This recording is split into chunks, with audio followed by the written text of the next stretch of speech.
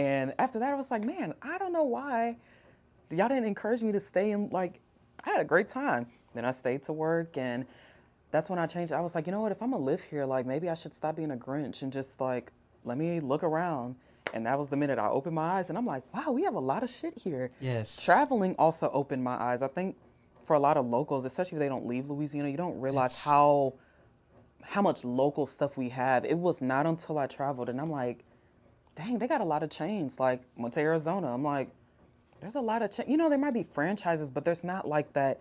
Oh, this is that boudin shop here, and this is that small mom and pop that makes their own custom jams to put on their cheesecake. oh Like my they don't have God. that, and that's when it clicked to me, and I was like, oh shit, like we have this landmine of stuff that we just don't appreciate. Yeah. Especially when people from out of Louisiana come in for like maybe conferences and stuff, and they're always like, "Oh, Baton Rouge is so charming," and this, and I enjoyed it. Like that's their first impression, and sadly, you'll see other locals be like, "Oh, okay, well, just wait. You know, don't drive down this street. You might get shot." Like that's why is that your first reaction to Yeah. someone who's like, "Man, I had a positive experience of this," and you know, they always compare to like bigger cities, and I'm like, New York, Atlanta, Houston, they all have the same fucking problems. But you know why they're big? Because their locals they embrace the problems and still speak positively about their city. They're like, yeah, I love Atlanta. Like I Yes. love New York, poverty and all. Like that is what's missing. I'm like, okay, we're gonna have fucking issues. Like there's name one place where there's no issues.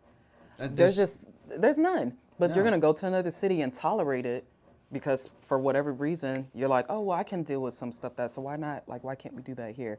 And I can say that confidently because I had to check myself with that. I'm like, Yeah.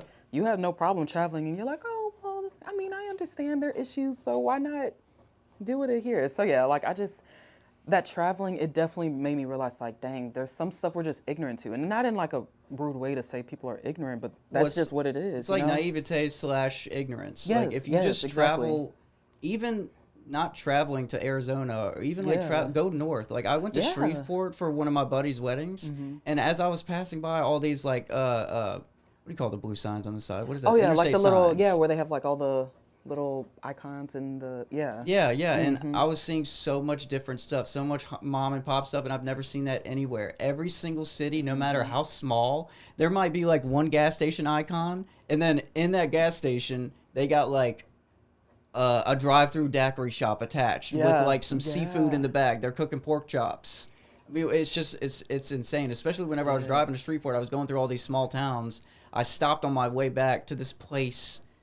It was called it was like donuts, coffee, and boudin. That's it. That was the title. And I Don't was like, I'm 1,000% stopping here right now. and I'm sure it was good as It was hell. Oh amazing. It yeah, was amazing. yeah, The boudin was fresh as hell. Like yeah, they just, it was just like a mom and pop. They're like, oh, welcome, welcome in. It was yeah. wholesome. It was everybody takes, I and we're love very prideful of that. our food, and I love it. And to go back to what you were saying, I had one question that kind of tied in. So I talked to a lot of people regarding social media influencers. Like at my job, I print T-shirts, and like I talk with Sweet. a bunch of people just like about social media, and most people that buy shirts from us are like trade people who don't really pay attention to anything on the social media side or anything media. They don't really mess with their phones. So I was wondering, because whenever I talk to people about what I do, like podcasts or Yeah. like stuff that I post, they're just like, they don't understand it. They don't really get that aspect of like marketing